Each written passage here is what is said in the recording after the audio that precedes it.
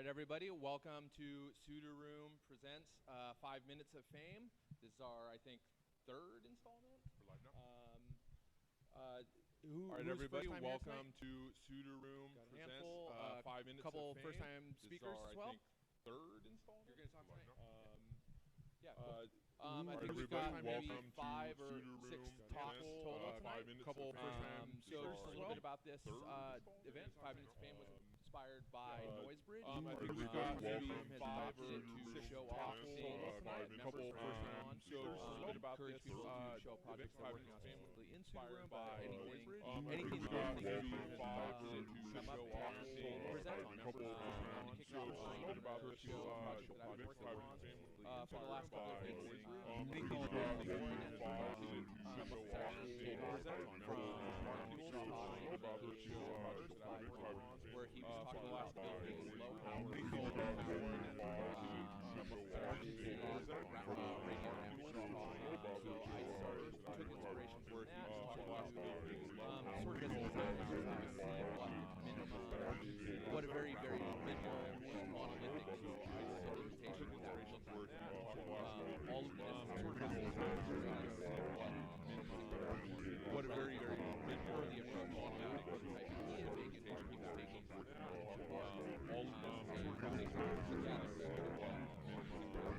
what a very, very early approach. I took the approach of actually designing my own essentially single board computer, very specialized with just the radios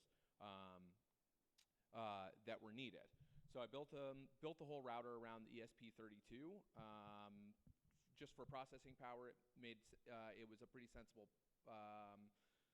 processor choice, and then having the extra needs or the extra benefit of having Wi-Fi and Bluetooth low energy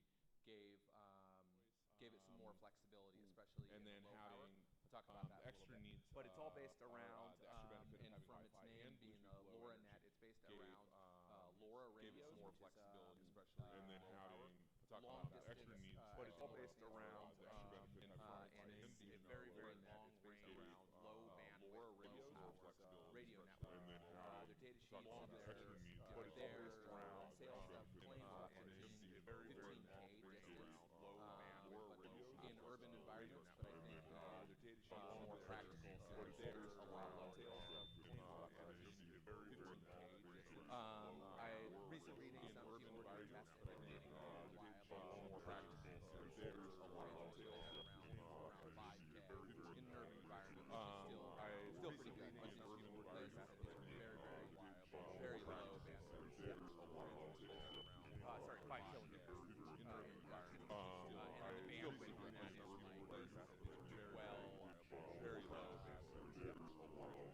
Sorry, 12 kilometers. And it's long distance on that is very low. No, it's supposed to be noise tolerant. As saying in urban environments, so it's assuming not direct line of sight. No, it's supposed to line of sight noise tolerant. So that's like really the heart of the actual network environment. From radio to radio, and then ESP32 not only handles. So that's like really the heart of the actual controlling the LoRa radio, but then it actually provides a Wi-Fi access line that you So that's like really the heart and essentially like sign in controlling the LoRa radio there, but then it actually provides the first time and Wi-Fi is downloaded over the actual access point, but then their app, web app, will actually serve the radio there, but then it actually provides the first time Wi-Fi is downloaded over the actual access point, but then with their app, web app, straight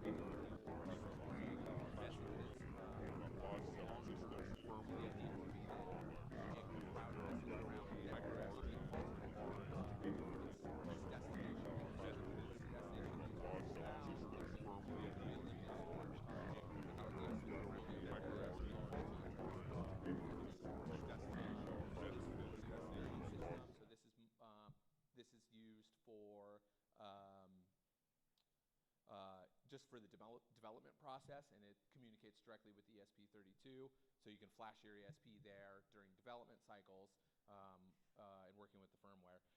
Then this one of the specific needs of this device was to be able to run off of solar power and a very cheap lithium-ion battery. So the design has a better than normal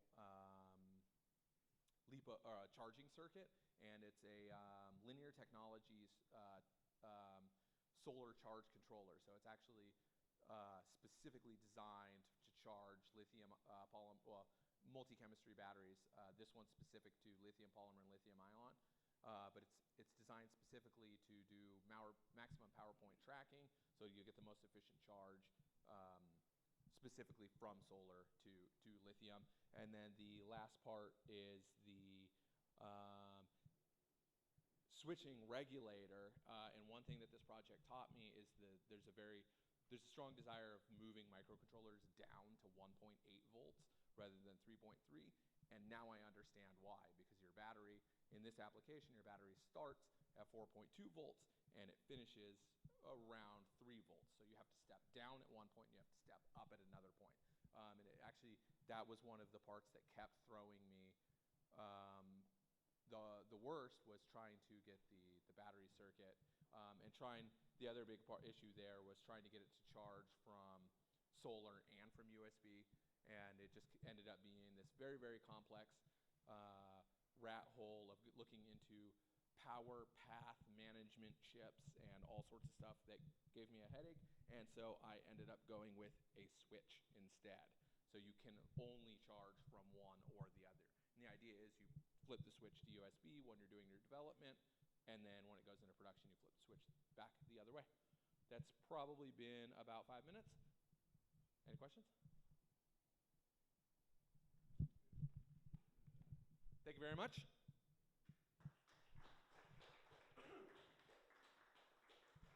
And I will stay right here because I am running the event tonight. Next up, we have Max is going to talk to us about drone boats.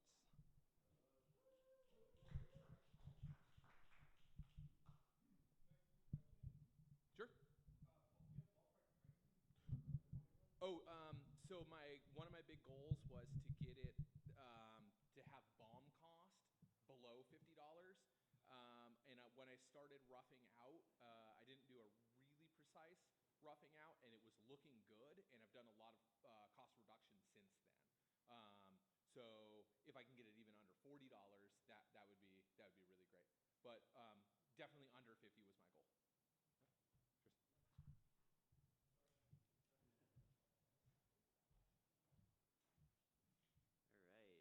This time I have visual aids, because that was very necessary last time.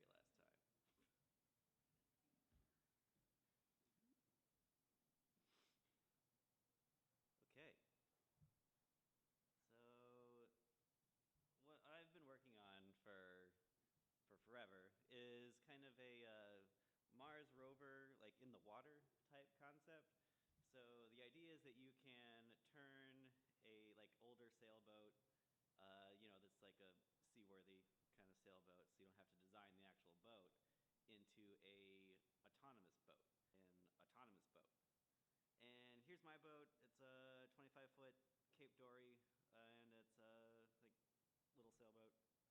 And so what I have hooked up right now is a rudder control system. So that's just a linear actuator attached to the rudder. So I have a steering control. And so there's kind of 3 different points of input into my system. So there's a keyboard that's just like a Bluetooth keyboard, so you can have a user input. So you can change modes, you can set a rudder angle, and then there's a wind direction sensor. So wind direction super important for sailboats. And the linear actuator also has a potentiometer inside of it, so you can tell where the linear actuator is on its run. And so the computer I'm using is a Raspberry Pi 3, so I can have the Bluetooth and the Wi-Fi is all set up for it. And what the Raspberry Pi 3 does is projects a wireless access point, so you can log into the system with any like screen you have, and you can like send commands to it or like read sensor data. It's kind of like I want to build an autopilot on as a web server. And yeah, and then the relay board runs the actuator, and then there's a GPS connected to it also. And here's a complicated block diagram, and then here's another one of those. And then here's what the display looks like if you're kind of if you log into it. So I kind of so this is kind of what like all of them look like on the fancy versions that you have to pay for. There's kind of a like a wheel, and you can it jumps around because when I made this, I think I had it set to radians, so it just kind of goes all over the place. And yeah, so the 1 through 4 buttons are just kind of like input-output buttons that interface with the server. And yeah, and you just have like a raw data kind of display.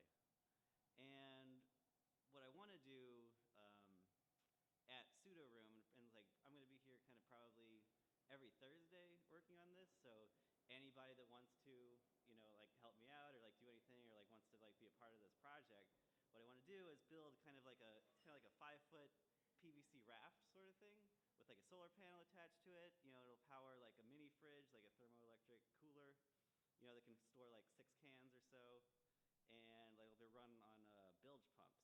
So so what you do is that you'd have like a loiter pattern for this boat. And then whenever it kind of gets into your Wi-Fi range, you can kind of take control of it. It'll come over to you. It'll deliver you drinks. And then like you can just send it out again, and it'll just start doing its loiter pattern again. So it's kind of like a take a beer, leave a beer kind of water robot thing. Yeah, and this was my original plan before I realized that buying like an actual boat was cheaper. And yeah, so I've got all these parts laying around. So I've got like an extra Pi 3, an extra GPS, like all these tubes and the bilge pumps. I've got all this stuff. So I want to like, you know, get that out of the sudoroom closet and like do something cool with it. Yeah, so every Thursday, if anybody wants to do that, I'll be here. Yeah, and that's it.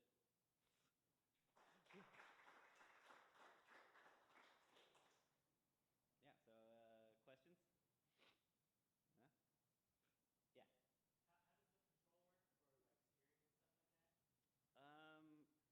Yeah, so for steering, like I don't have like the web server thing working because I don't have like the codecs for like the Pi GPIO pins plugged into it yet. But I mean, that shouldn't be like too big of a hurdle. I'm kind of switching over from running it off of Python into like a web server because I was doing Python curses before, and that was just kind of reaching the limit of like what I could do with that. And so it's just kind of like 1 through 9 on the keyboard are like 1 is left rudder and 9 is right rudder. Okay. And then the arrow keys will set your offsets. You'll like steer it, watch it where it is. Yeah. So everything I have is kind of designed to run it off of the boat. So you can stand on the front of the boat with your keyboard and drive the boat around. Yeah. Morgan. What's the current state of your boat as far as like things moving on their own? I think it's like basically still just radio controlled setup. So it's really like the keyboard one is the one that works right now, and I'm kind of transitioning into it. I've been out of town probably since like the last talk that I gave, so it's kind of pretty much the same. Except now I took pictures of it and there's visual aids. It's kind of like the new thing that I did. Yeah. Yeah, any more questions? All right, cool. So who's up next? All right.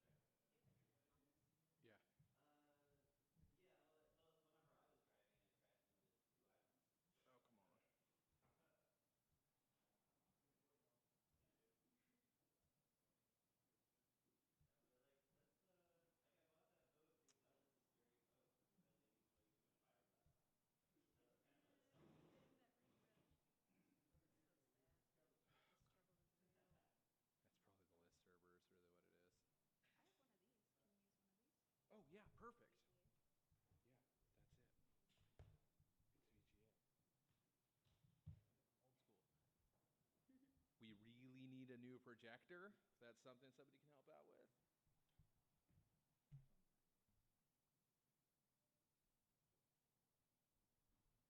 Relegated to VGA here.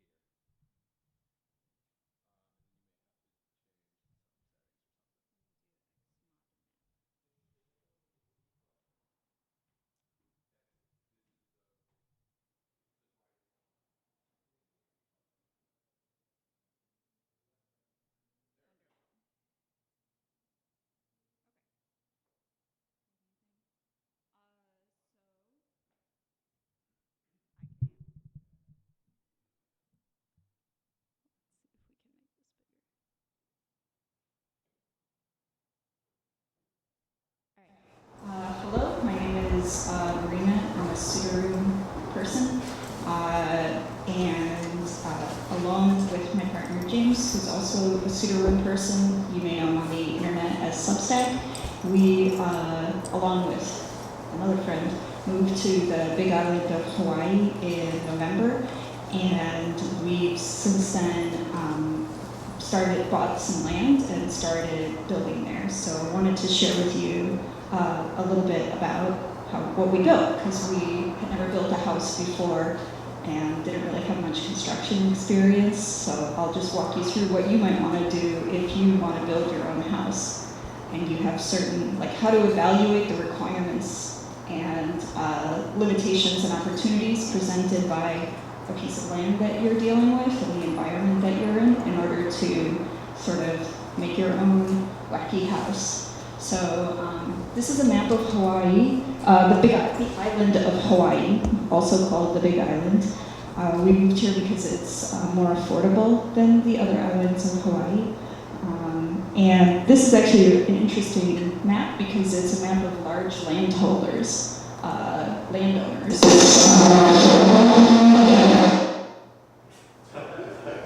That was my fault. I won't do that again. I'm scared now. I won't do that again. I promise. Go ahead. So I'll show you where roughly our area is. Roughly right there.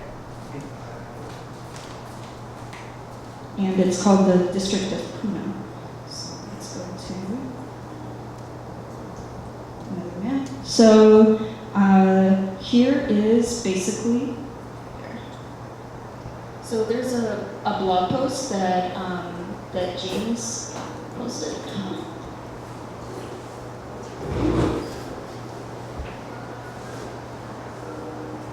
It's not going to work. This is it. This is as good as it's going to get. So this is a blog post that James posted on substance.neocities.org/spider farm, I think. Let's check. /write-ups/spider-farm-house. So the land that we have is primarily in ohia forest. I have a picture of an ohia bulb close up. There it is. And this is a type of tree that's endemic to Hawaii and is a major part of the ecosystem there. And it also, there's been a lot of loss of ohia forests. One of the limitations and benefits of our land is that it's covered in these trees, and we wanted to not cut them down. So that was one thing that we had to work with. The next thing we had to work with is that under about this much land or soil at the deepest is basalt. So apparently the last lava flow here was about 300 years ago, and this is how much soil has been built up, and this is the crazy forest that now exists on top of it, all with approximately like this much soil. So it's really incredible, and what that means is when you're digging, the land is sometimes just in layers that you can peel back from the basalt with your hands.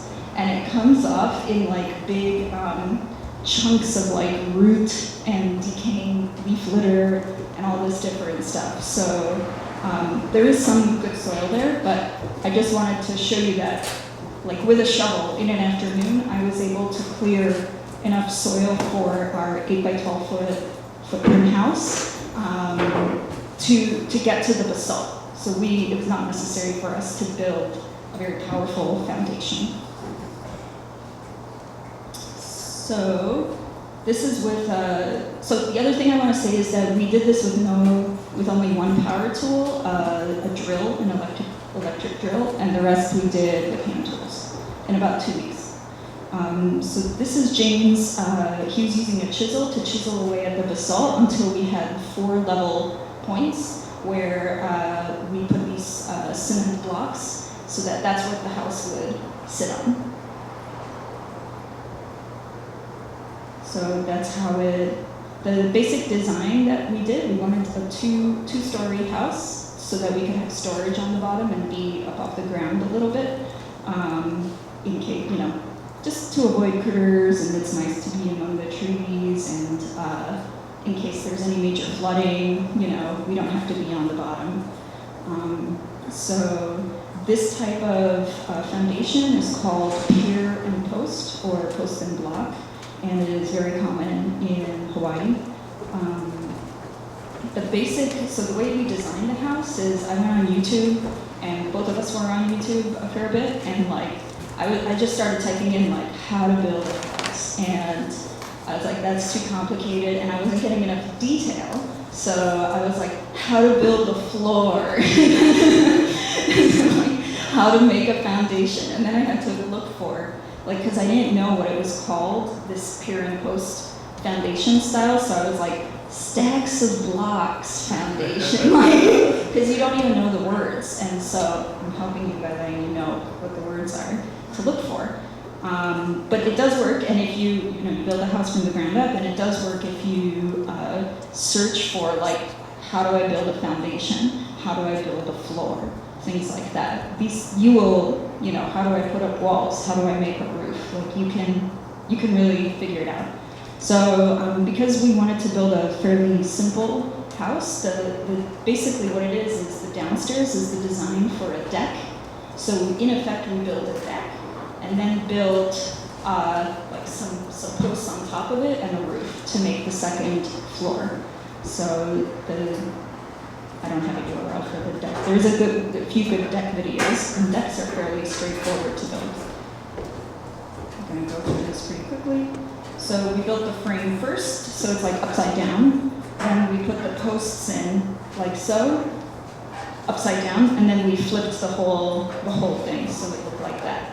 So it's 2 4-foot tall stories because 4x4 posts, which these are, they come in 8 feet. So you can cut one in half and have 4 feet. It's very straightforward. The house is 8 feet by 12 feet because very common size of 2x4, which are these boards, and also of plywood, which are big sheets of wood that we used for the floor. 2x4s also come in 8-foot lengths, and plywood comes in 8-foot lengths and 4-foot widths. So we have 3 pieces of plywood like this over the length of the house, 1, 2, 3. So it's 16, is it 16 feet? Anyway, that's how big the house is. So there's the in progress. So we ended up with a situation where our 3 tallest stacks were getting a little bit too wobbly, so we decided to, stacks of concrete, so we decided to replace them with a more sturdy construction that was stacks of hollow concrete blocks filled with cement. So now it's really solid, and there's a brace.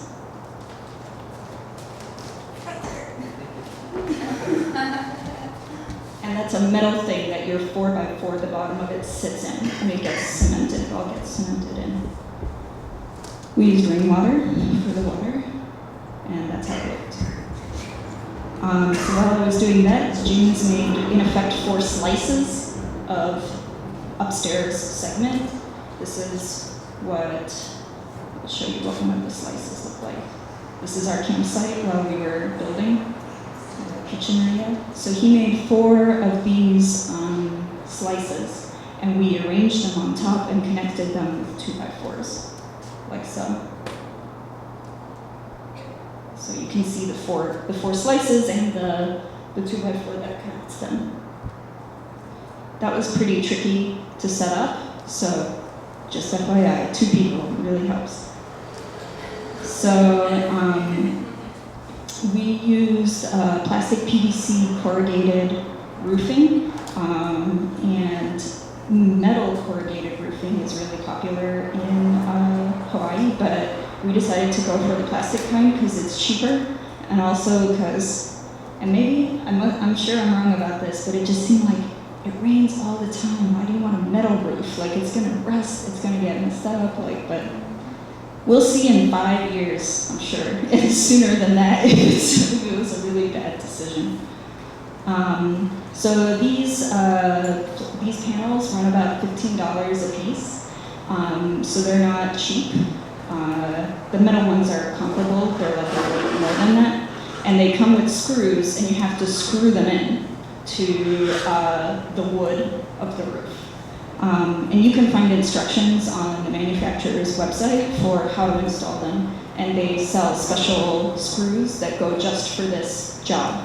And they tell you how far to space everything, and basically how to do the whole thing. So we just have this like 1-page PDF that we got from, 2-page PDF that we got from their website that talked about how to do the installation, and we followed those instructions. It was really hard to do the screws, and it's a good thing that James is tall, because he was able to reach places that I couldn't reach, and we only have a 6-foot ladder. So something that you need that I didn't think about, that you need a tall enough ladder to get to the top of your roof if you want to attach things from the top. Just FYI.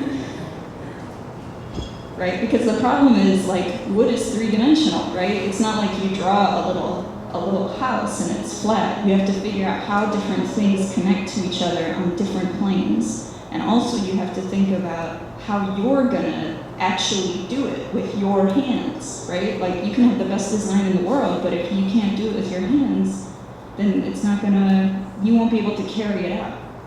So this is what it looked like. We worked really late into the night to get the roof up, and this is what it looked like the first night we were up there. And it's really warm there, so you could just hang out without any walls or windows, or doors. So that's what we had, and I really enjoyed it. That's like how it looked when I woke up. And also we did solar panels, and I'm already going way over, so you're gonna have to read the post yourself for how we did the electric setup. Keep going. This is our solar charge controller.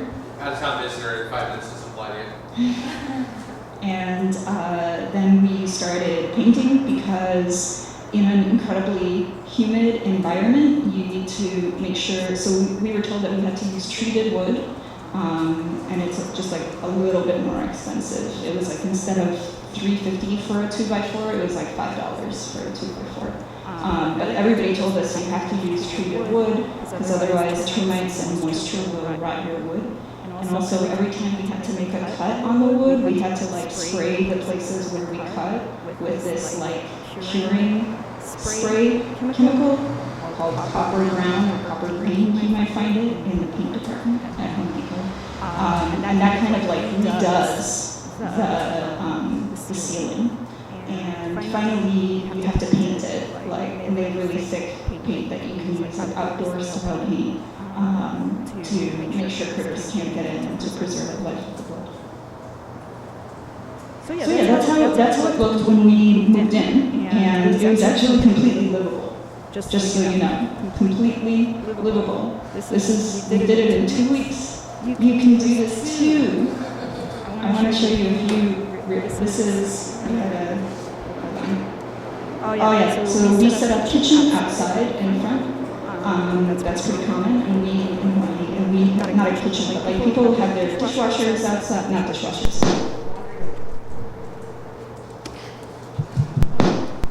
Back? Okay. People will often have like a fridge outside, or they'll have like laundry machines outside. So it's under an overhang, and so we have a tarp covering our kitchen area, and we have a propane stove and coolers. So we don't have a fridge right now, but it's fine because we eat a lot of vegetables. And what else do I have? That's me making breakfast. And behind me, you can see it was raining that day, and there were like drips coming from like the grooves in the roof. And we had some dishes that needed washing, so I just set them out, and I swear they were clean. Like it was, I didn't have to do anything. It was great. And this is what it's like upstairs. This is James. So now we have these large windows that are like the walls on the short sides of the house, and one of the people who's our neighbor there is a builder, which a lot of people in Hawaii are, and he had this leftover glass from a build that they had just completed, and he was like, "I want it. You guys want these giant pieces of glass, like windows?" And we're like, "Yeah, sure." And he also gave us a bunch of shutter doors, and we use the shutter doors to make some wall. You can see that in the upper right there. Sorry, I don't have a picture pulled up, that's better. The upper right, you can see one of the shutter doors, so they're horizontal, and they are folded down, and you can fold them up, so that if there's like a storm or something, or it's cold, you can fold them up. Does that make sense? Shutters sideways, fold up.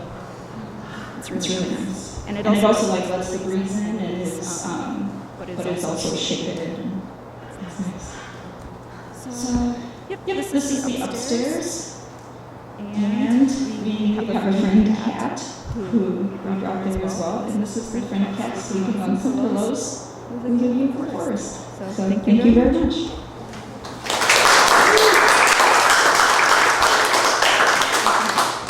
Anyone have any questions? So it's just warm enough there all the time, you don't need insulation or anything? Yeah. You can actually live outside.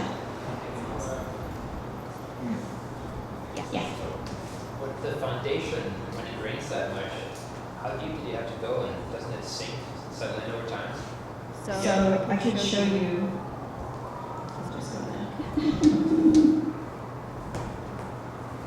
So just to show you again from the beginning. So that's all basalt. There's basalt under about this much soil. So it doesn't sink into the basalt, because we have concrete blocks that are on level sections of the basalt. So that's James using a chisel to like level out an area of basalt where we put the concrete blocks. So I don't think we're going anywhere.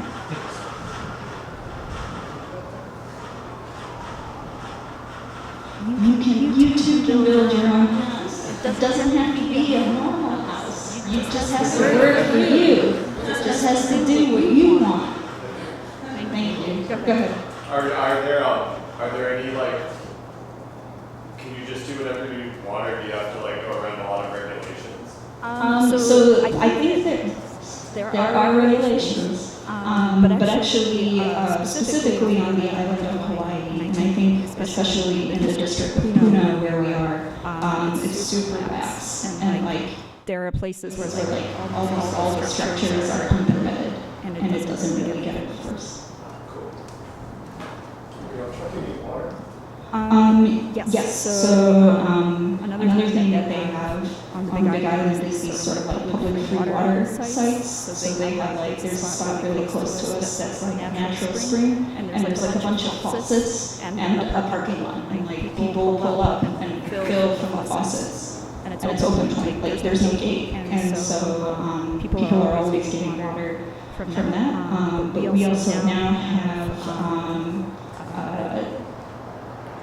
a first version of a water catchment system, which is the way that most people in our area get water, because Hilo, the city that we're near, is like one of the rainiest cities in America. So we get loads and loads of rain, so you can put your water, and we have a filter that we bought online, and it's a passive system. So you just like have the to-be filtered water above the water that is filtered. Is this like in a park? Is there like a town nearby? It's not a park. This is it. Like it's a rural area. Like it's our lot and next to it are other lots. And we're about 2 miles off the highway. And that's the highway. It's like a major highway that goes to places. The nearest town is about 6 miles away.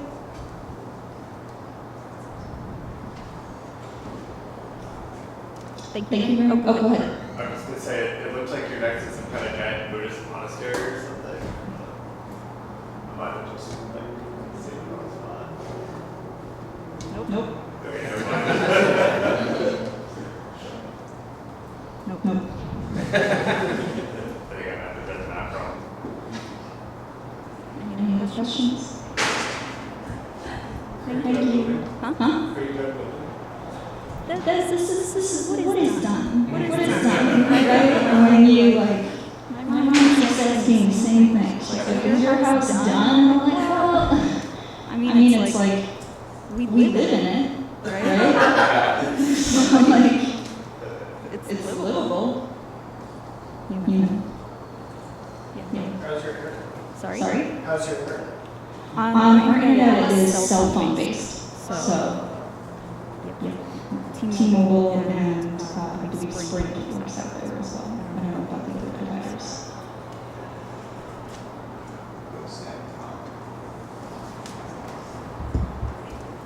Thank you very much.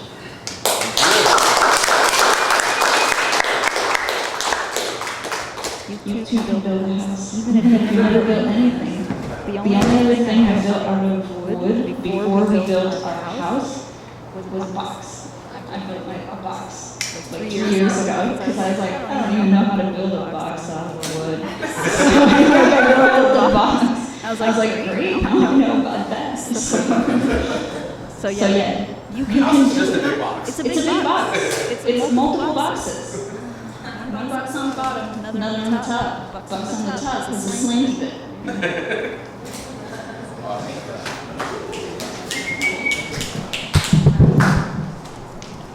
Thank you very much, Marina.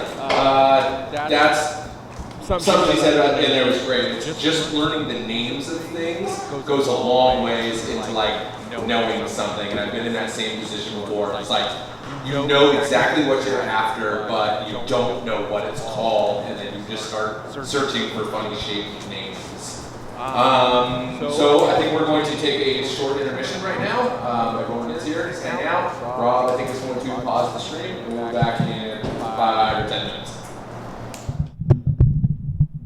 Thank you. So you're good? Have your slides online.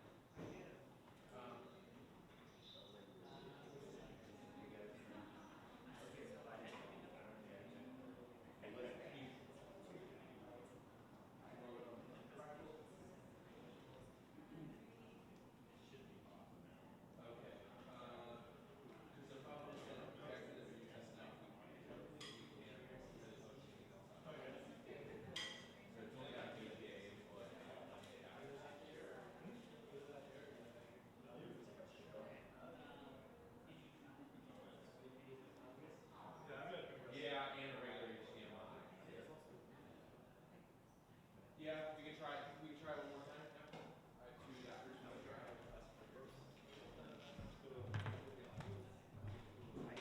That one's DisplayPort only, correct?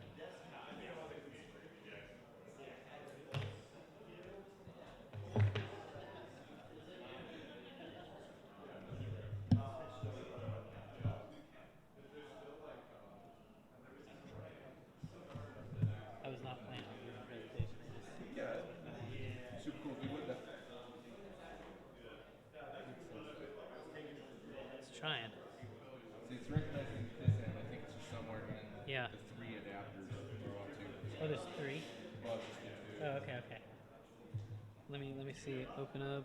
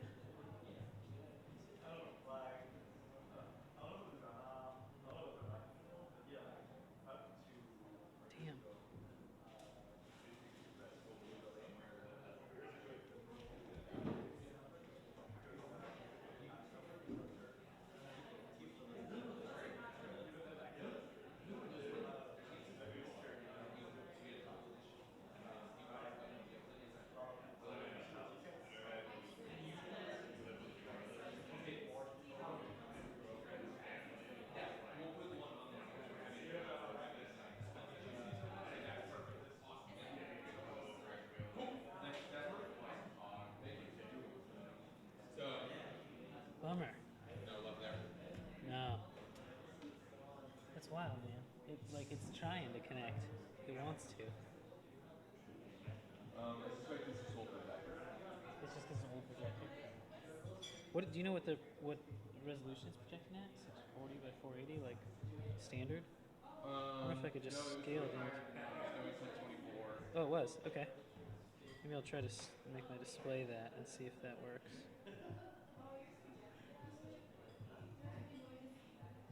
Well, here we go.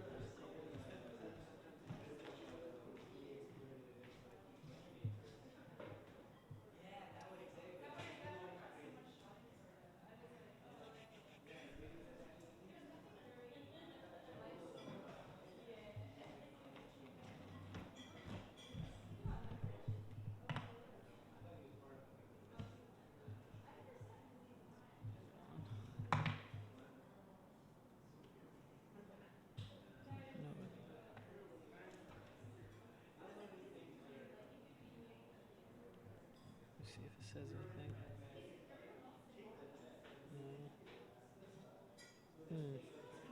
I could just send maybe a video to Ari and maybe he could post it online. Is he going next? Yeah, we can put youth. There's 2 more, and Okay. then you. So. Okay, because it maybe take a little while for it to upload on his thing. And I could just show a video instead of doing a presentation. Okay. And then just say like a couple things. Yeah, that'd be cool. Okay, cool. I'll try to do that. Basically, I'll just like upload it and maybe he can put it on his website or something like that. Or can you upload it to YouTube? Yeah, maybe. Just see if you can do that, and then we can just do it off of this computer. Or it's an MP4. I could just transfer just this and one other thing to someone else's computer or like that computer. This here. one, yeah. Do you have a thumb drive? No, I don't. Let me see what I. Okay.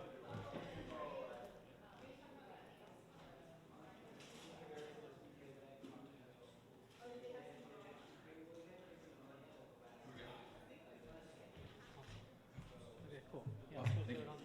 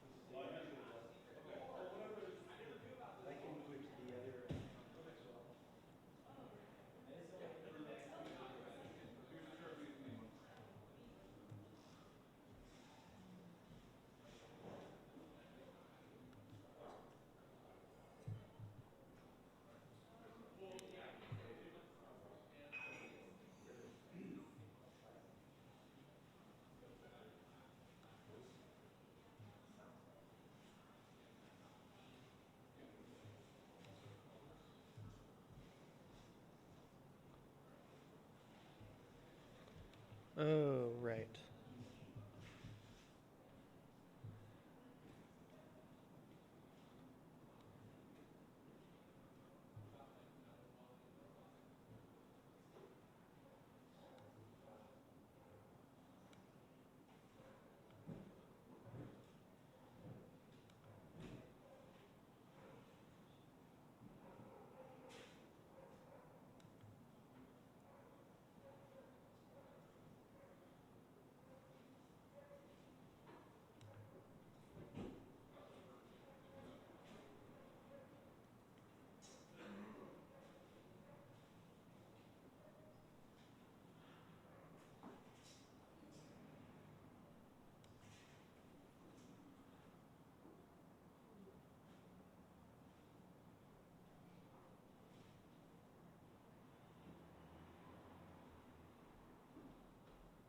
Come on, dude.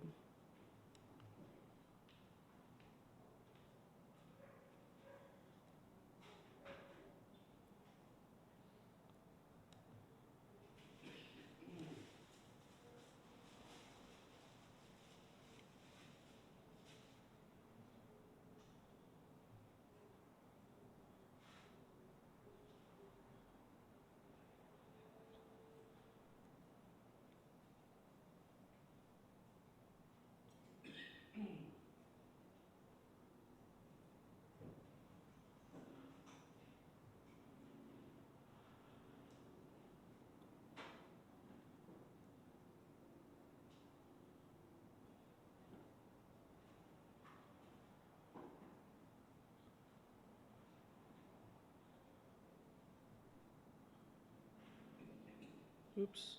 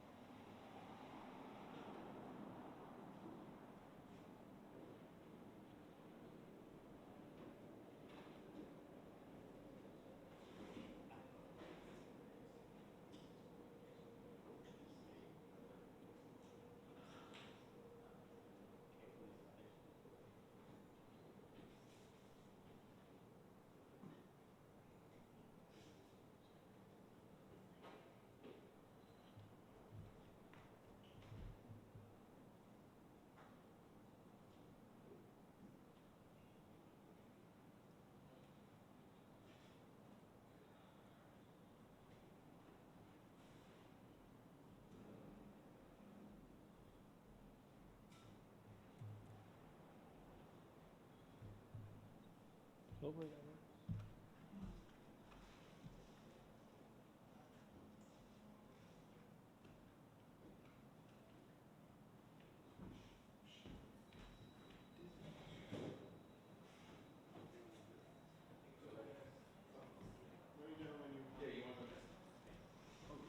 I hope the video loads. I don't know if it's gonna load and go all the way. I tried, but I'm not sure if it's fully loading. Yeah. So we'll just do whatever we can, right? We'll just, when we come back in, obviously do a couple announcements and then bring up. Yeah.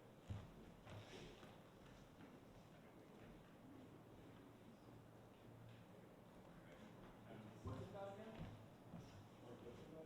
Random robots.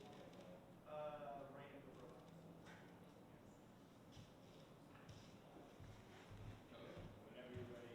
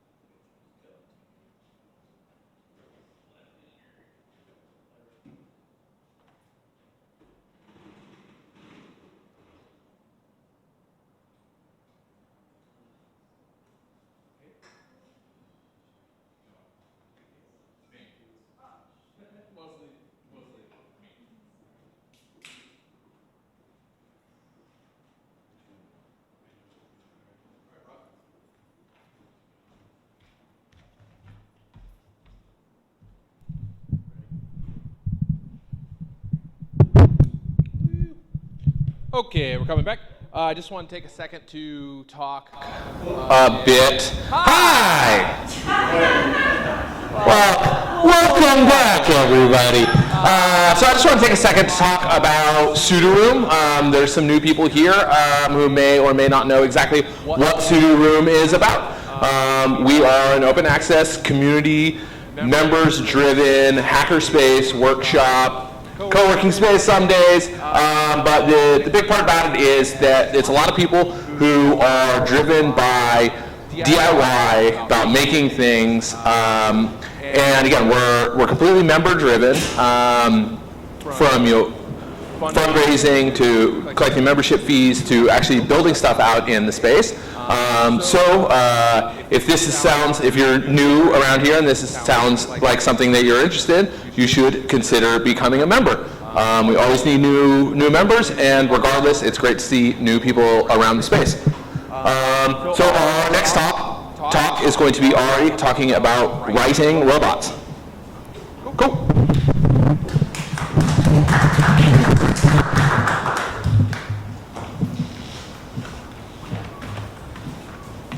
Okay, cool. I hope this video will load. We'll see what we can do here.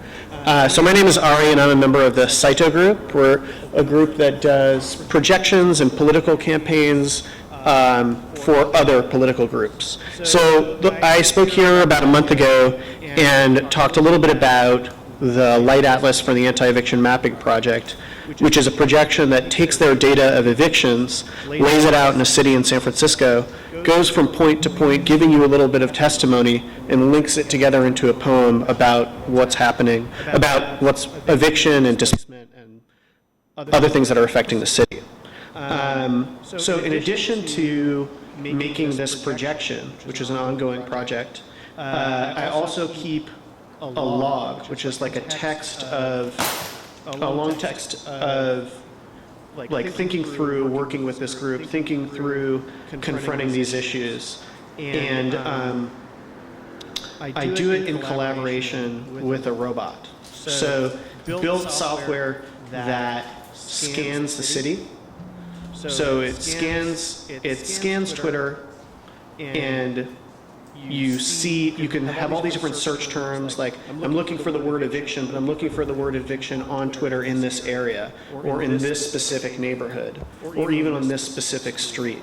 And then I pull in these tweets and often reconfigure them and make them part of the text. So the first part of this long text is made of these remixes that I've pulled from Twitter and amalgamated together.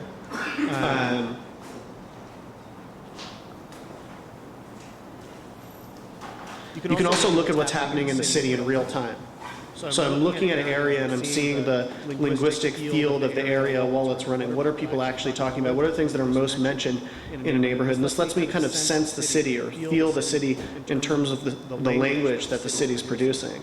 And so I'll often sit and look at this for a long time before deciding exactly what to write. And I can kind of like trace the city a little bit while I'm writing.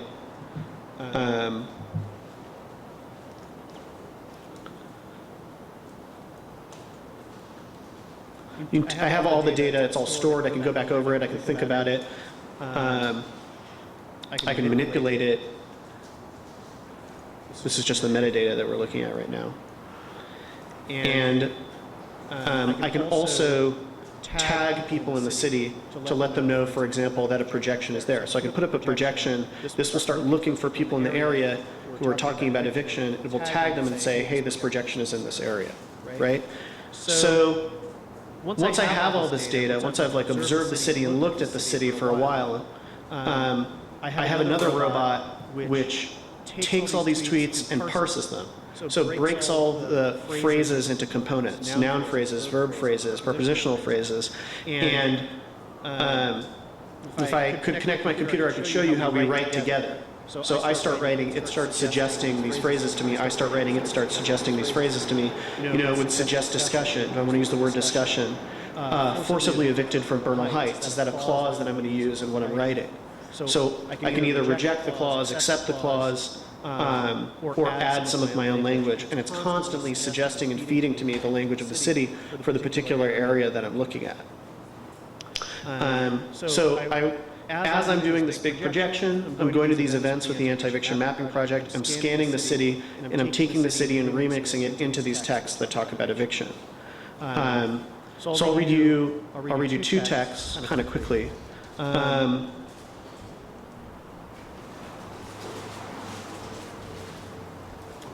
This is one that's made without modifying any of the Twitter data at all. So it's just phrases from Twitter. So it's hello sunshine, good morning, good morning, happy Saturday. Surface still out of control today, broken clouds. It's time to make some noise again. Today there was a peaceful riot for standing against police brutality. Today Yelp wants a software engineer, infrastructure. Today Yelp wants a software engineer, data mining. Open graffiti requests via iPhone at 709 Hyde Street, scrawl. Photo. Evict the yuppies. So that was just for Market Street. Combing and combing Market Street. And then as this text goes on, I start to take the language from the city and loop it in with language about emerging technology. And eviction. So this is me and the Wikipedia entry on emerging technologies and scrape text about eviction all at the same time. And I'll just read you a little piece of it. Black spheres in the houses. Only virtual worlds. Artificial midnight. Oakland. Fully automated housing auctions. A floating airborne wind turbine. It's all houses all the way down in a way that you wouldn't understand. Smart and adaptive. Some kind of automated housing placement system. Intelligences like her, or like Ex Machina, but for house attribution.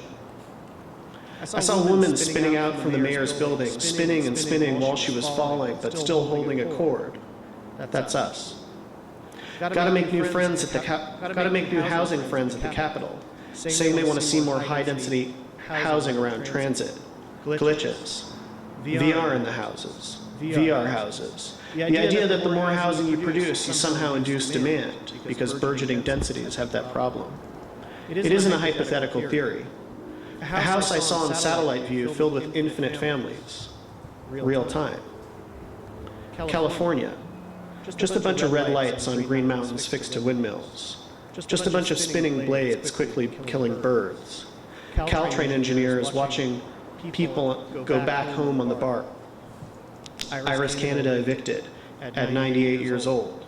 First amazing performance of the 21st century city. Thanks.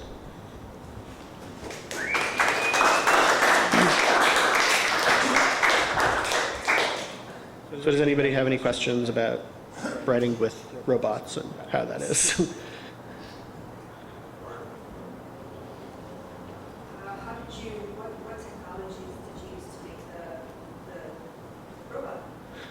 So, you want to say something about that? It's like some natural language processing we use NLTK in Python, and then a few things that we built that were based on like hidden Markov models and stuff, just to piece it together so it makes things that sound like real language.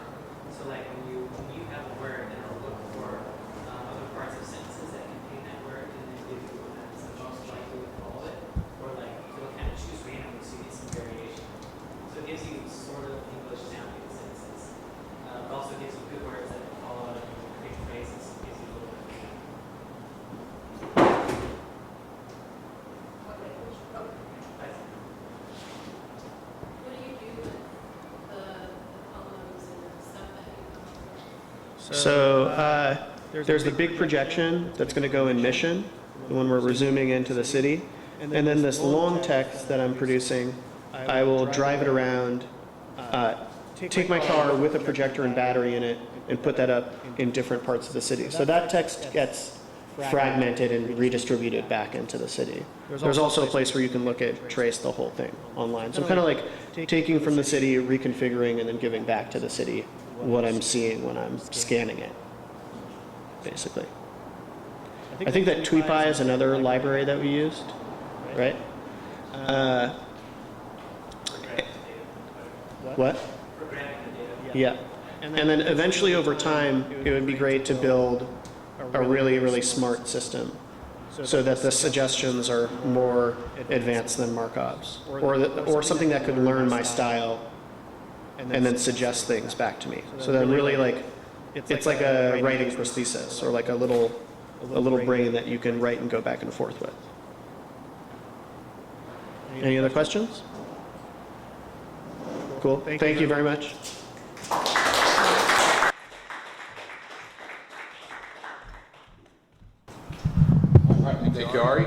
of that sounded like eerily like dystopian VC pitches throughout there. Next up we have Rami is going to be talking about learning animation. Awesome.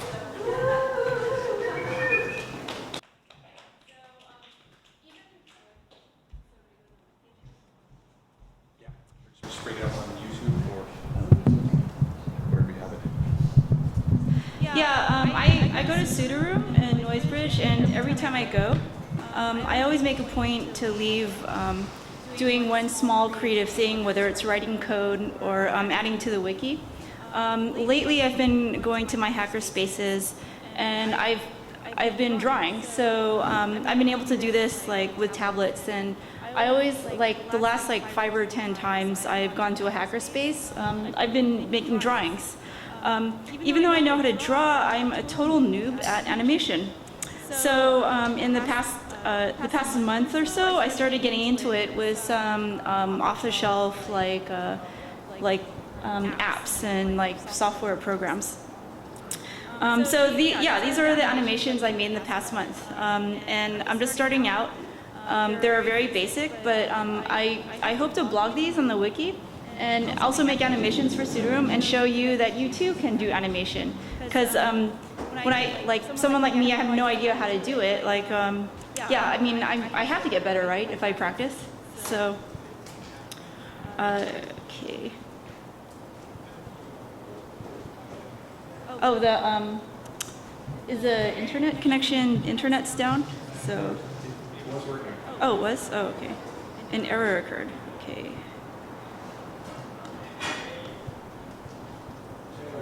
Try refreshing.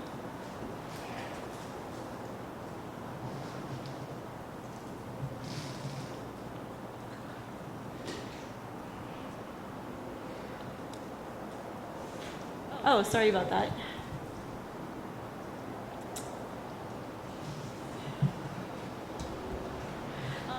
Oh yeah, okay. So while I load it, like as I said, I've made these with like really cool software programs.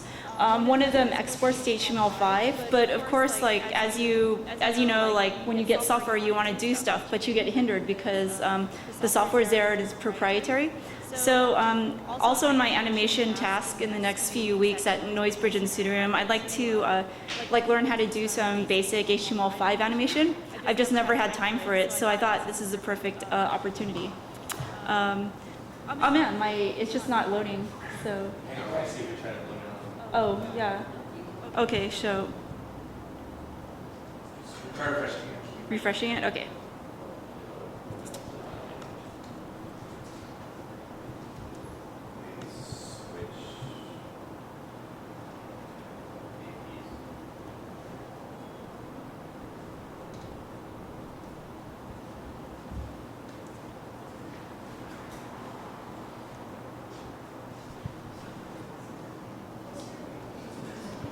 Oh, Romy Alano. So. Can you select the gear? Can you select the gear to see what resolutions are available in case there's a lower resolution? Oh, maybe it's the resolution. You only have one resolution. There's only one resolution. Okay. I have it as a WAV file. Should I? I have it on my phone. Let's see. An error occurred. So, oh, should I go back later? Like when? Let's see.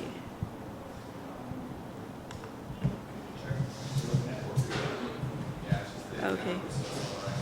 Do you think it's a YouTube issue or? It might be a network. What do you want? Open? More Omni Ballroom or? People's Net.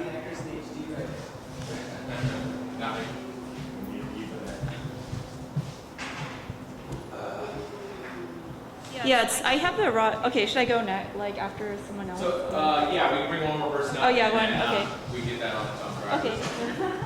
Sorry about that.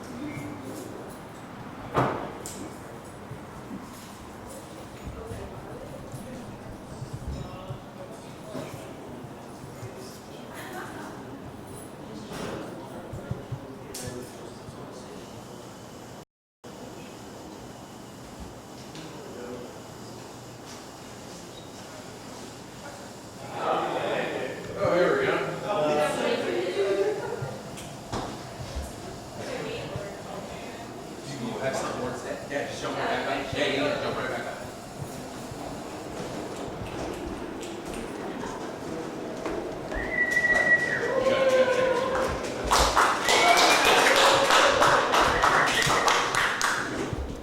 Oh, and I went to Europe too for like a week. I totally recommend it. Like I went to Budapest, so as I was traveling, I was like doing these like very simple animations. And it's really fun. So you can do it like even when you're walking down the street. You don't need a computer. I use a computer here, but here, and you know, they're just very basic. I was using some cool Autodesk software here, and this is at the Electrical Engineering Institute. I drew like an angel on the street in in Budapest, like at a restaurant where I was eating. This is a coffee house in Budapest. Like it'd be cool to do a drawing of sudoroom with all the people moving around. And this was in a cathedral. Yeah, so there's like a lot of like cool apps now. You can make very basic stuff. So this is the beginning. So this is in the Historical Museum on an exhibition on socialist housing in Budapest. And then, yeah, this is my first sudoroom animation. I'd like to do more, like, and eventually make a short cartoon. So, and then I have some cool comic creation software. And yeah, that's where I'm gonna want to learn the HTML5. So I have like this old comic I had on about a Bart romance. And yeah, that's like probably my next goal, to like work on a little project. And then we could probably do some do-it-yourself and instructional comics on sudoroom, like how to do stuff. Oh, and that's it. Yeah, that's what I want to do. Like it, yeah. So.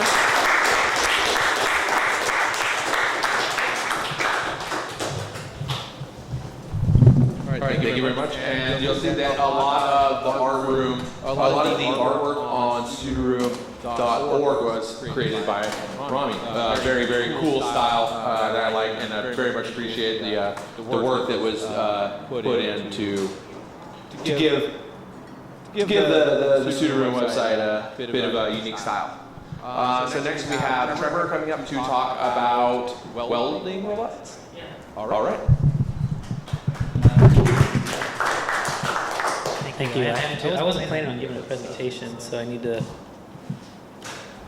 trying to hack something together so I can show you something.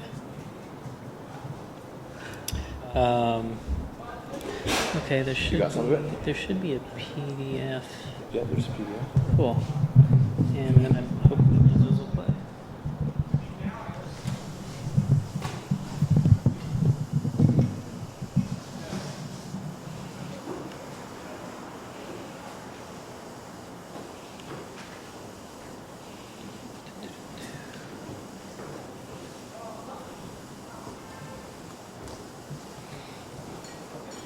There we go.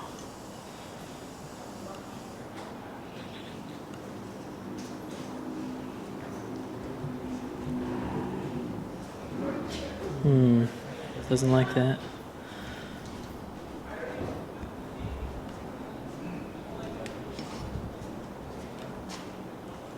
As good as we can get. Let's try one more time.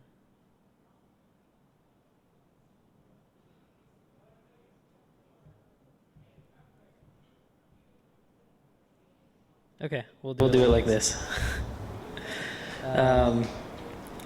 So this is some work that was done at, I worked with Ari on some of that, the Twitter project where we did the scraping and the robotic poetry and stuff like that. So he invited me here tonight, and I wasn't really planning on doing a presentation, but people seem to like this, so if you guys want to listen, I'll give you a little short presentation.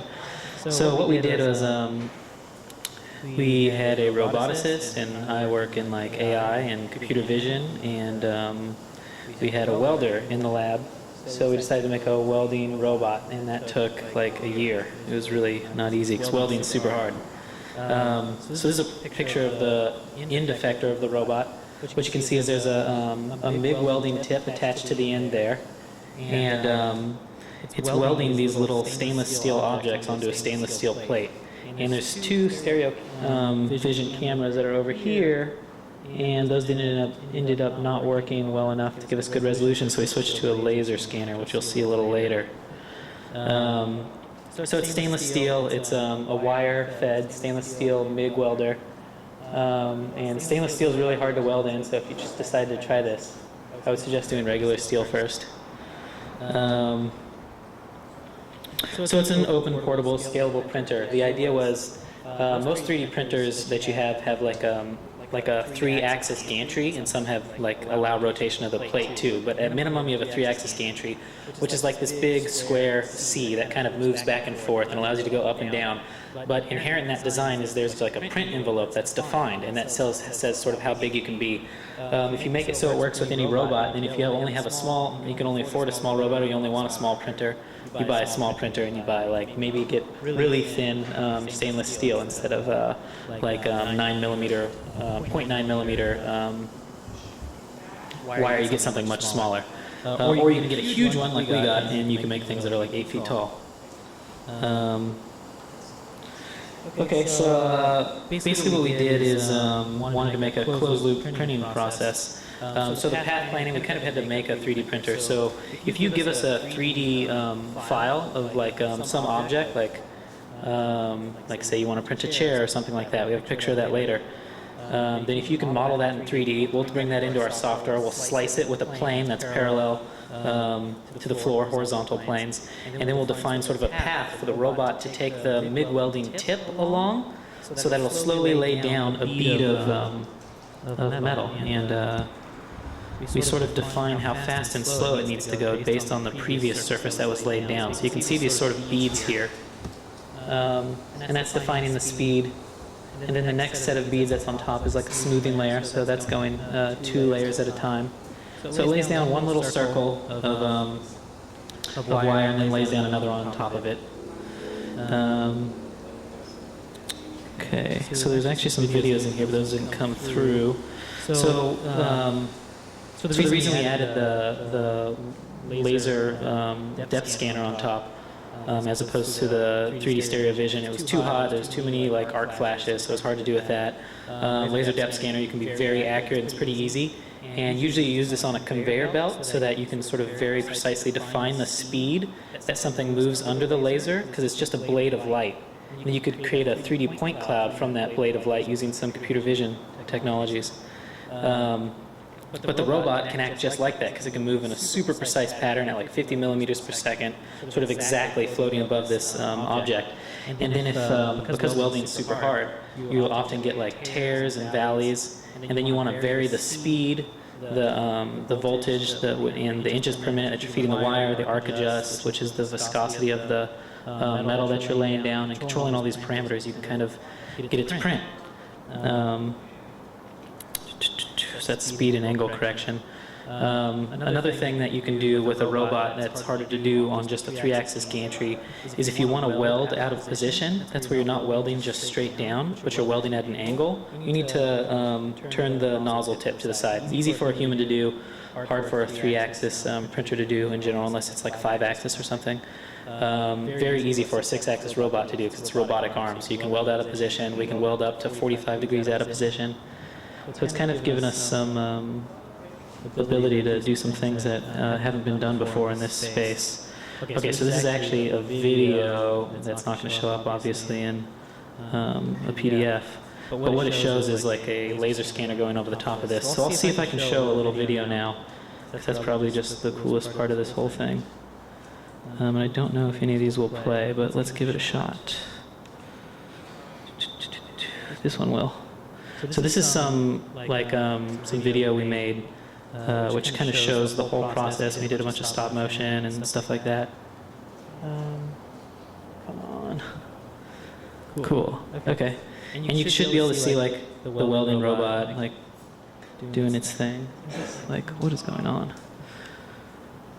Oh, it's huge. Just double click. Boom. There you go. Okay, let's see if I can.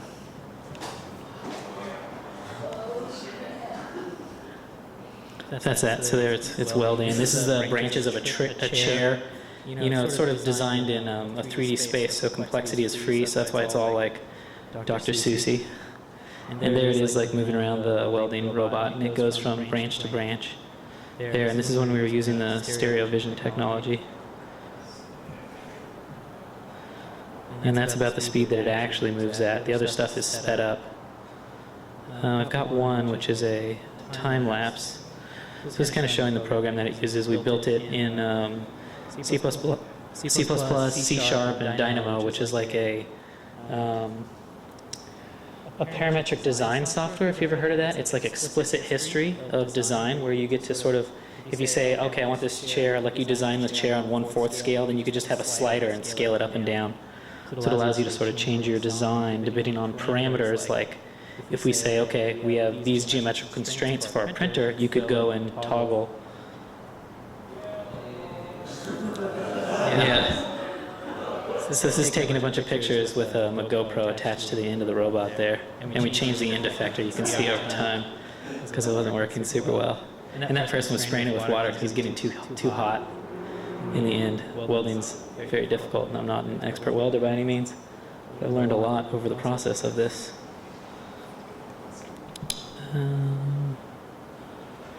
Okay, so that's one video. That's probably the coolest video. And let me see if one other will play, because this one's kind of neat. So that was early on, and the printing process has gotten better since. Let's see if this will play. Oh, awesome. So this is it, just a little time-lapse video I took on my iPhone. And what it's doing there is every time you see it do that horizontal thing, it's doing a scan. And I'll show you one more video where it's actually doing that scan. And it printed that whole thing, and it only lays down a layer that's about 2 millimeters thick. So it takes a long time. That print probably took 15 hours. Let's see if this one works. I think this one was like, I think I stopped it in the middle of exporting it, so we'll see. Oh, this is how fast it actually moves. Just because all the other stuff makes it look way cooler. And also part of this is because this is before it was in automatic mode, because robots are super dangerous. Like it'll only stop if it presses something hard enough. So you should be able to see a laser scanner. See that blade scanner going down the top of that thing? It's very faint. Let's see if I can go back a little bit. Oh, this is going in slow-mo. So there's a little blade scanner that goes over the top of this branch right here. You can kind of see it snaking down it right around there. So that's it, like assessing the weld quality that it just had. And something might be going wrong. Should be a little faster than this. Anyway, the robot only stops if it feels force enough that it will think will destroy its own. Yeah, the sound's off. That's it, like welding. If it feels enough force to destroy its own motors, but that will easily like push through a human body. So you have to have like laser curtains around it and stuff.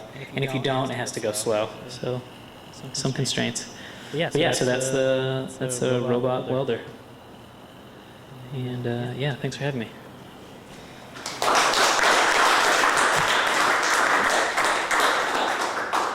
Any questions? Yeah.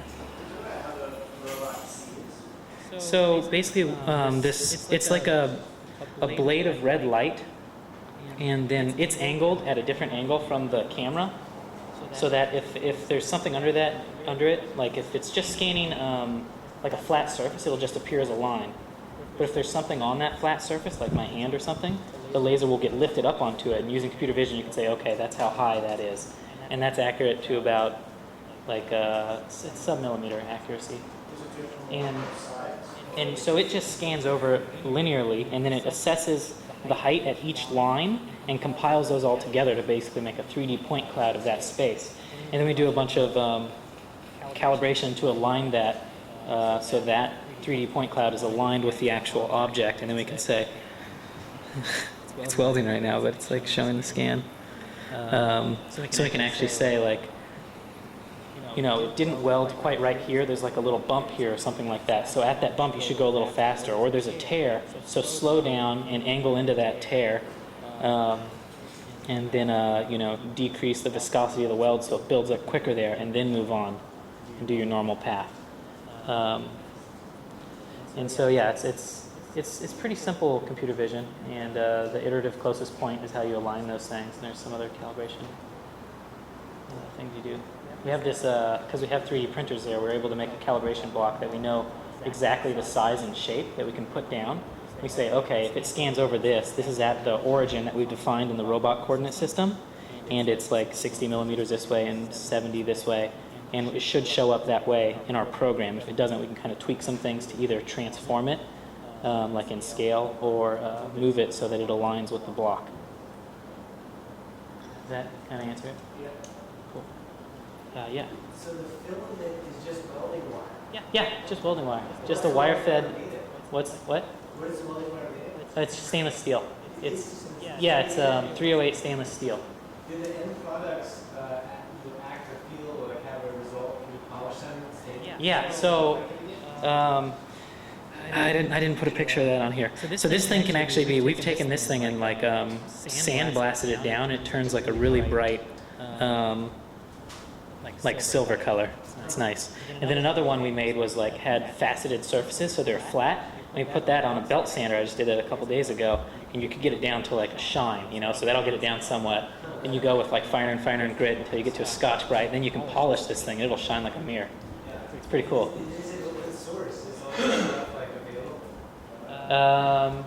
No, so it uses a lot of proprietary technologies in Autodesk. Like the software, it's all built to work with things that we had there. So Autodesk does like a lot of sort of design for manufacturing. So we've got a lot of 3D modeling software. So it's kind of easiest to bring 3D software into theirs. So it uses Dynamo and stuff like that. Yeah, I don't know if they're planning to open source it. They might just shelf the project and be like, that was cool. That'd be a bummer. So there's another place in San Francisco called Other Lab, and I'm wondering if they might be interested in continuing a project of some sort. We'll see. There's a guy there, Steve, who's like a really good welder for like decades, and he's really interested in taking it and using it to build bikes with or something. So that'd be cool. Yes.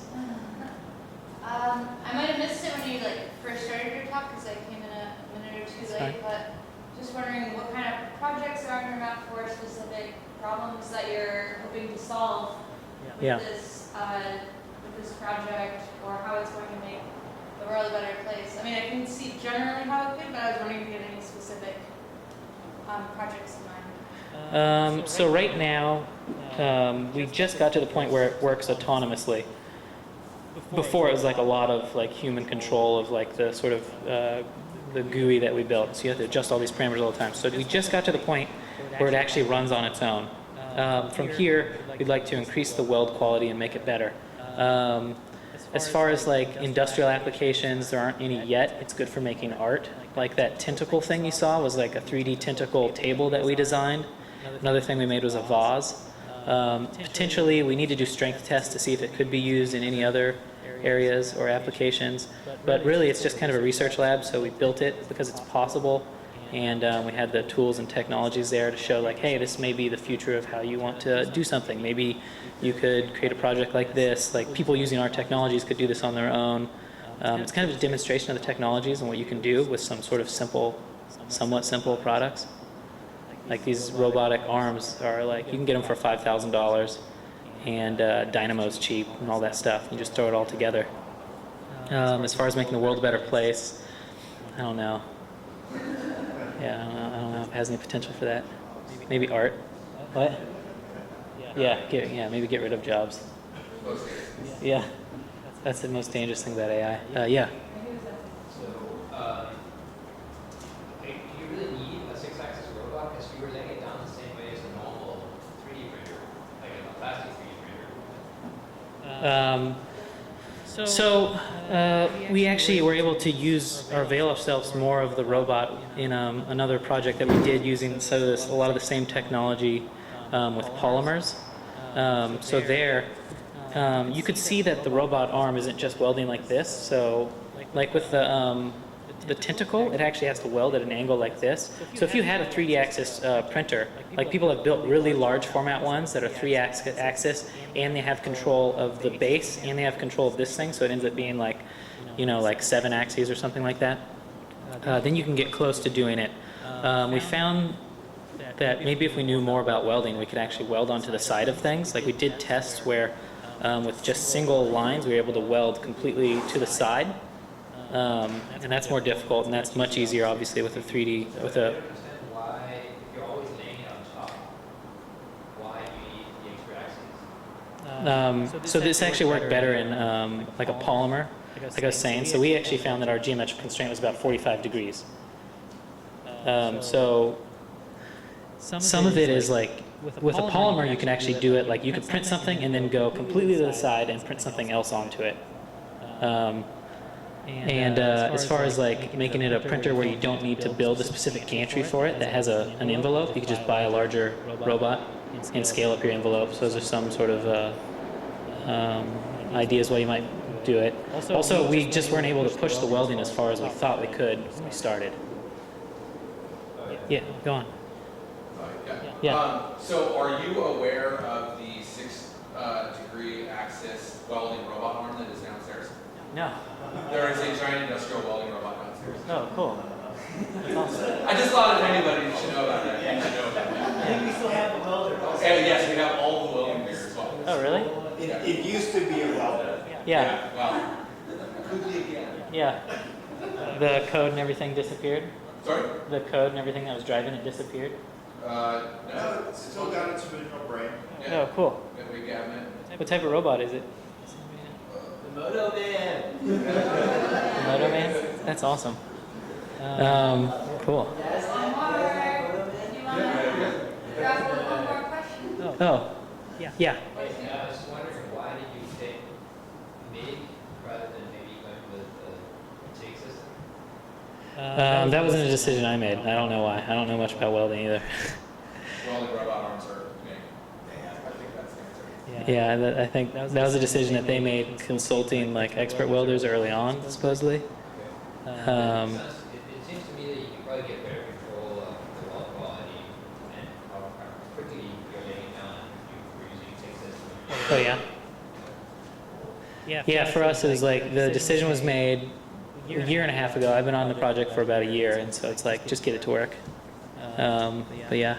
Is this the project I've seen pop up in news feeds recently where there's a plan to build a bridge? Yeah. So yeah, it's a collaboration with Loris Yarman at MX3D in Amsterdam. And Autodesk funded a lot of that project, and that guy was working independently, but they were really interested in it. So we're like, hey, we have access to a lot of technology and people that can kind of help you with this stuff, so maybe we could collaborate on these things. So like the pictures that they rendered originally, those are all over the lab. That's like the inspiration for the project.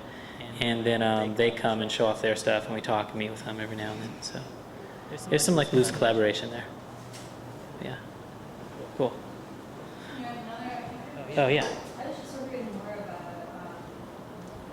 where do you have the things that generate the lasers? How many of them are, right? What is the thing that generates the lasers? So you think you could make a cheaper one, but this is like a Cognex laser depth scanner. And all it is just a blade of laser light and then a camera that's angled to that. And they're just held in sort of precise orientation relative to one another. You just use computer vision technologies to extract the height. There's just one of them.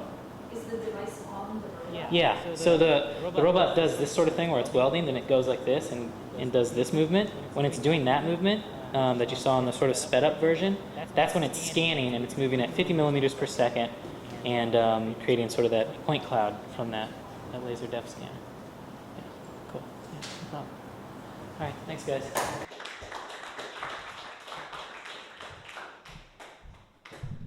All right, thank you, Trevor. That was super cool. That time lapse, that time lapse was super cool. Okay, then we have one more talk. We have Raza and Norman are going to talk about their DevOps company that is trying to tackle the problem of diversity in tech.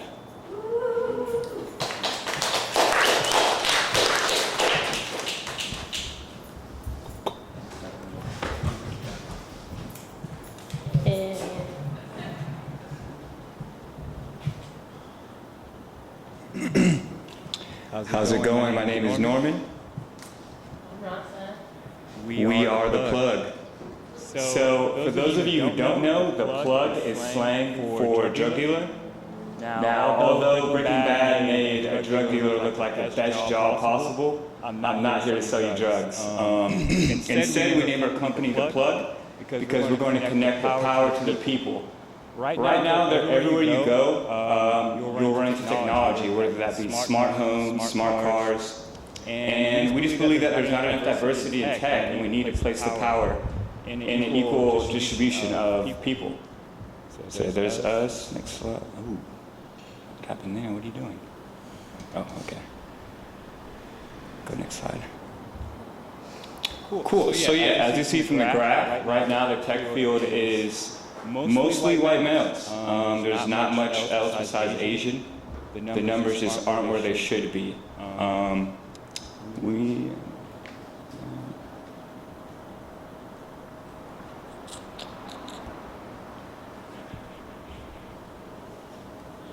So the numbers haven't changed much either in the past decade or so. They've been about the same, and people of color are getting in, but they're leaving because they don't feel comfortable or welcome there.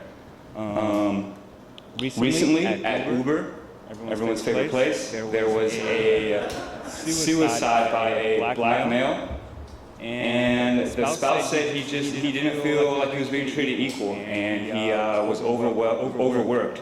And he had a good track record. He didn't have like a record of breaking down under stress or anything. He was at LinkedIn before that. But then after only 5 months there, he committed suicide. So. And like tech companies are benefiting from employment of people of color, women in their company. They get to make claims that they benefit from. But the people that they're employing, although they're getting compensation that is, financial and big, they're not benefiting from it in terms of quality of life, like culturally or socially when they're at work. And so there's like consequences for the people that these companies are benefiting from, and that's like a continued issue. So what we're interested in doing is working, basically like doing tech in a different way. And what that is for us is doing contract work. We're interested in working with other young people of color, other women, and basically doing contract DevOps work. In the past year, we've been working together for about 2 years, or a year and a half. And in the past year, we've been working with a company called Tech Perfect that's kind of been hooking us up with some contracts, and the Youth Hub down the street from here. Yeah, so the company we work for is called Tech Perfect. It's run by our mentor, Alfonso Hooker, and he's just been awesome. Pretty much everything I know in IT is because of him. Every Saturday he meets up with us and teaches us skills that are immediately applicable to real tech paid work. They're not just skills that, Facebook said millennials need to know, or know this or you won't get a job. They're real skills that are immediately to paid work. Some of the services we offer are service maintenance, patch updates, system updates, website design, and shenanigans. And there's others that we want to continue to build on that. I'm in a security program at Merritt College, and eventually I want to be able to offer that as a service so that we get more contract work. Yeah, and so this year we're kind of in the middle of a year-long fellowship. It's a business development fellowship. Also down the street here at Youth Hub. And so their whole thing is a social enterprise situation. So we've been working on what it looks like to have a business that is both financially stays afloat and can be a way for people to support themselves, as well as kind of be a business that makes the kinds of impacts that we want, or at least participates in creating a different kind of tech. And so we've been thinking about what having a business looks like. Ours would be a service-based business, and just kind of like we're trying to figure it out. And so yeah, pretty much we feel like we have the tools we need to make a big impact on the tech industry. We just want to know what you guys know of. We're pretty new to tech. I've personally only done this since about 2015. So I want to know like if you guys have any suggestions on skills we should learn, places we should go, people we should talk to, meetups. Just let me know. I'll stick around after and we could have a conversation. And that's it. Thank you.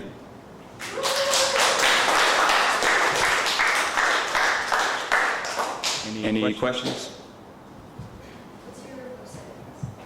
What's your Website address. Do we have a website right now? We don't. So right now we just have a Twitter, not a website yet. We're working on that. It's the plug 510. Correct. All lowercase. The plug 510. What is your like entity structure in terms of like LLC or co-op? Who has ownership and that sort of thing? There isn't one yet. So it's more just like a looser at this point, a looser affiliation of different contractors. Basically, yeah, it's been us doing contracts, and we've done them like through 2 different agencies, but or I guess organizations. Yeah, and that's with Tech Perfect we've done that work with. We haven't done any contract work as the plug yet. We're working on creating that through the program. We have our pitch event for our business on May 13th at the Impact Hub. It's from like about 10 people are in the program. So.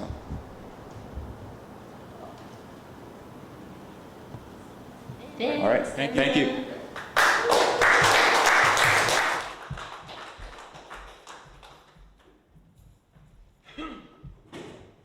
All right, thank you two very much for presenting, and good luck with your pitch. Hope you have success. So that wraps up everybody who's talked to me so far, unless there's anybody else who cares to do a talk tonight. Or 10-second pitches? Yeah, just 10-second. Anything you want to talk about, or tell a really bad joke? Huh? What's the Firefox? Huh?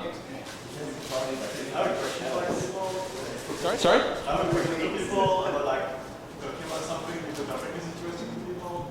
Okay. Like I've been like accounting myself. Go to the mic, go to the mic, go to the mic. Yes. Hello, I'm Luis. I'm wondering if people are interested in like learning about accounting. For example, like doing personal finance for yourself. Not using anything in the cloud, just using like software that runs on laptop or like computer. People are interested. That's cool. So yeah, I've been setting up Nucash for myself, which is one of the software for accounting. And I'm wondering if I should prepare some 5-minute talks that I could deliver and sort of show people that it can be done and it's not that hard. How long have you been working with it? Well, it's weird. I've been doing accounting actually at Uber for 3 years. Not accounting as an accountant, but as a programmer, I maintain the part of Uber that actually collect the money out of your credit cards. So whenever you use Uber, I would be the one guy taking the money out of your account. Tracking this, and that's how I learned the balance sheet accounting, which is like a 3,000 years old technology. And then I started using Nucash for myself and so on, and I feel like I want to talk about it. Okay, people are interested. Cool.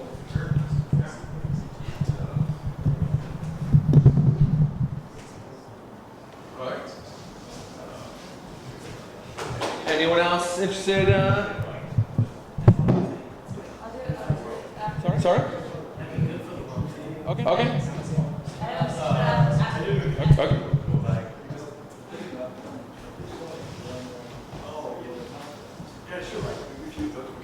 Okay, someone asked the question of, is it good for the world? That made me think of something else I was working on. It's called Spectrum, and basically the idea was because a friend of mine woke up on November 9th or whatever, and was like, I don't know my country, what's going on, I can't believe this happened. So we created a little Google Chrome extension called Spectrum.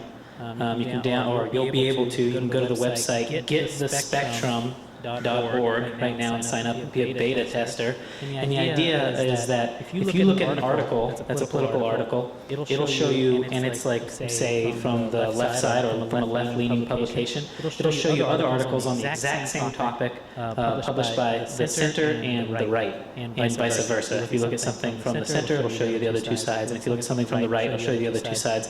So you can get an idea of what other people are reading, and it won't take you away from the topic, and allows you to sort of read horizontally. So you're like, okay, how do other people look at this idea? One thing we found already from it is that titles are just clickbait, pretty much, on all articles. Content matches like a lot. Typically, journalists present the facts, and somebody else that maybe controls the publication writes some ridiculous title. But then if you get past that and you look, you're like, oh, the facts are the same. So if you're not interested in getthespectrum.org, just at least know that like titles are all bullshit. So, yeah.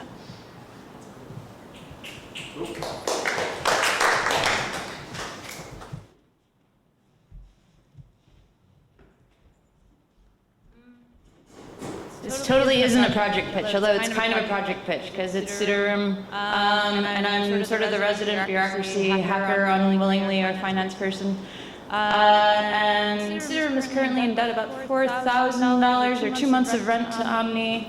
We're behind on membership income has dropped to like around $1,100 a month, and we need to be making at least $2,000 some change, ideally more than that. To actually upgrade the space and improve it, upgrade the equipment, all of that jazz. So if you are a member, check to see that your payments are still going through on pseudohumans. If you're a new member, sign up for pseudohumans at sudoroom.org/humans. And if you have like an employer who does these kind of matching employee donation things, maybe pursue that.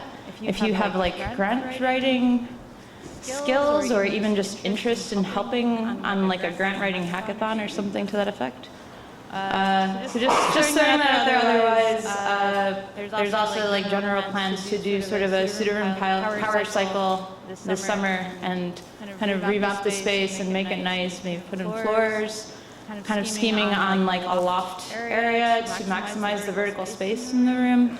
Maybe crowdfunding campaigns, so all sorts of things. Like it's our space, everyone's equally. Even if you're not a member, like you are still welcome to come here most any time of the day or night. There are people here hacking, and they'll totally like, vouch for you and let you in. And it's really easy to become a member and totally sliding scale. So this is just like a general sudoroom pitch, and also because I'm watching the bank accounts and not wanting to, but also interested in accounting stuff. So let's talk.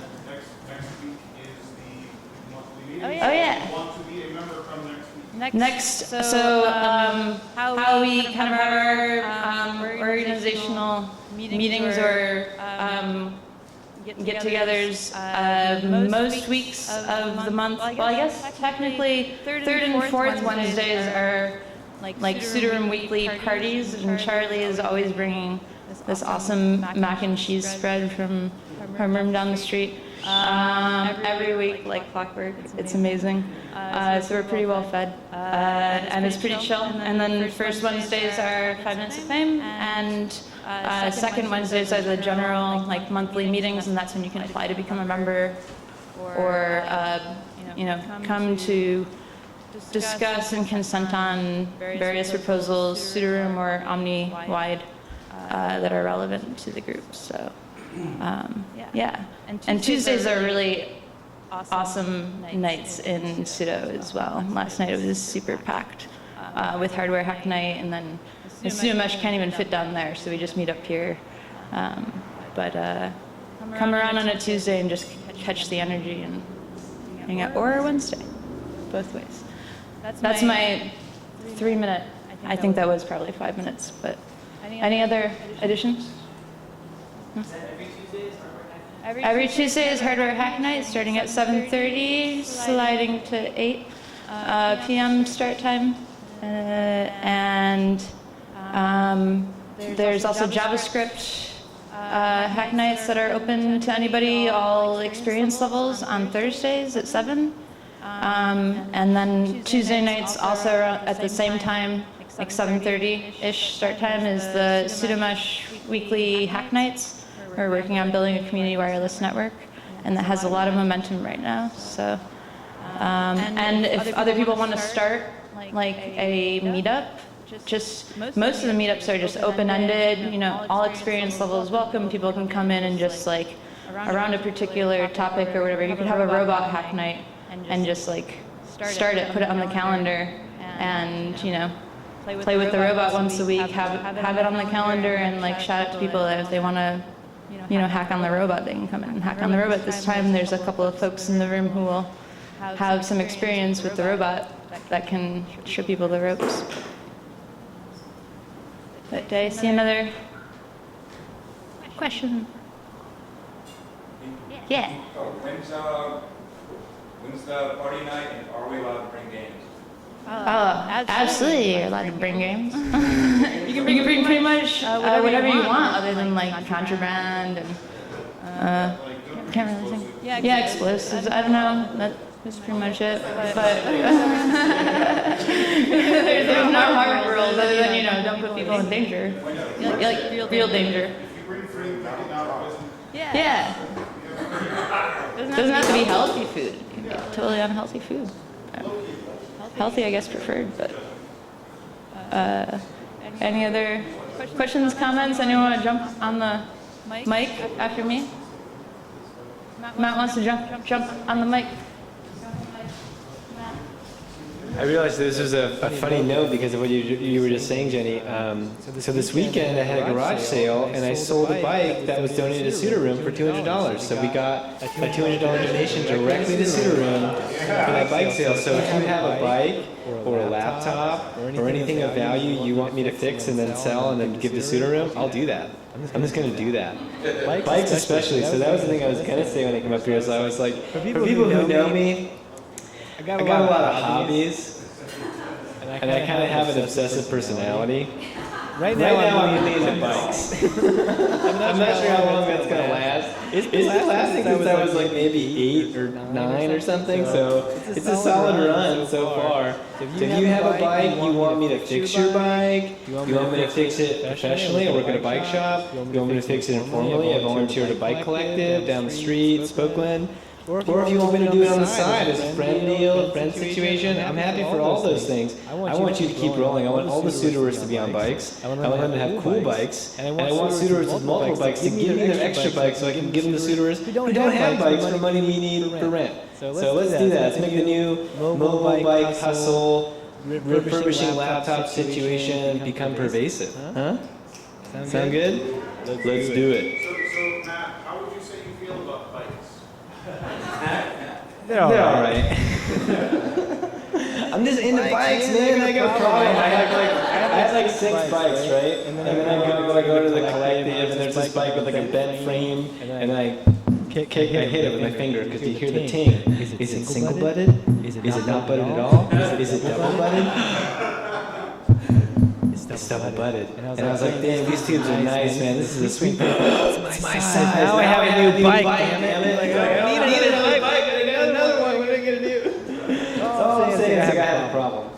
Hi, my name is Matt, and I'm addicted to bikes. Oh, is your question? Do you have a safe bike tool situation here in Sudoroom? Yes and no. I had my bike tools in Sudoroom. Yeah, at the beginning of the pseudo era, I did introduce my bike tools, my park tool set, and it lasted for a long time, and I was shocked. Part of that was the stewardship of Chris B. The Chris B bike domain, like, pervaded. And we had the garbage room. Yeah, there's that too.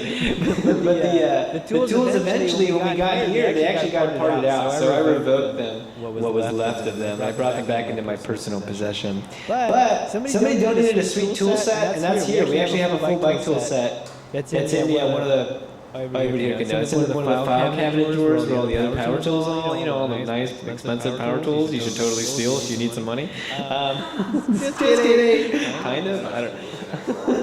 Yeah, not that nice. It's probably the nicest thing of tools there. But if you need these bike tools, we actually have a full set now. There's cone wrenches, there's headset wrenches, there's a chain whip, chain breaker. You got what do you got? Like a million other tools. Crescent and whatever. All the weird proprietary stuff you need for dealing with bikes. Yeah, so actually, people want to do stuff in Sudoroom. I might be able to get my hands on another stand. Yeah, we can make a bike stand and do bike. Who wants to do bike working in Sudoroom? Okay. All right. At least one person. Great. Get out. All right, that's it. I'll shut up. Get rid of 3 tables first. All right. Thank you. Oh yeah, Dan, come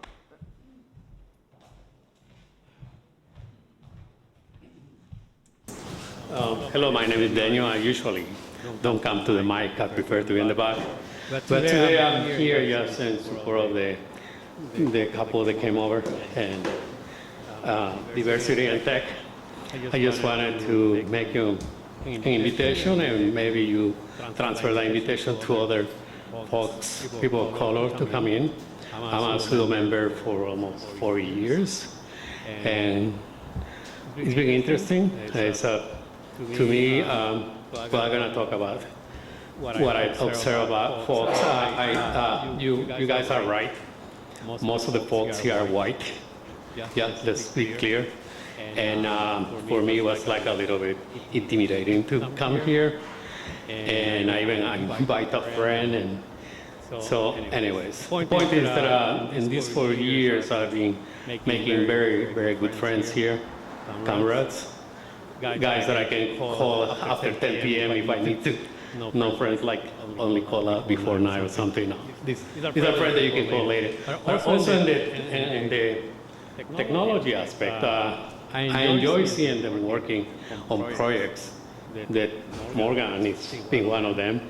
They explained to me what he's working on this power generator and his bike and stuff like that. I really enjoy that. They're more in other folks. And I do help in many other ways. So I think I'm sharing this my experience, part of my experience here, so you can translate to others and invite them to come. And they feel nervous like I was feeling myself. Tell it, check with Daniel.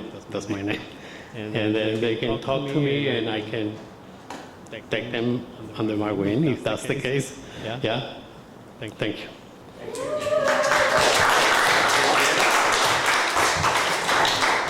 Thank you, Dan. So for the most part, I think that's wrapping it up for us. I just want to follow up on a little bit of what Jenny said. She actually said a bunch of the closing things I had to say for me.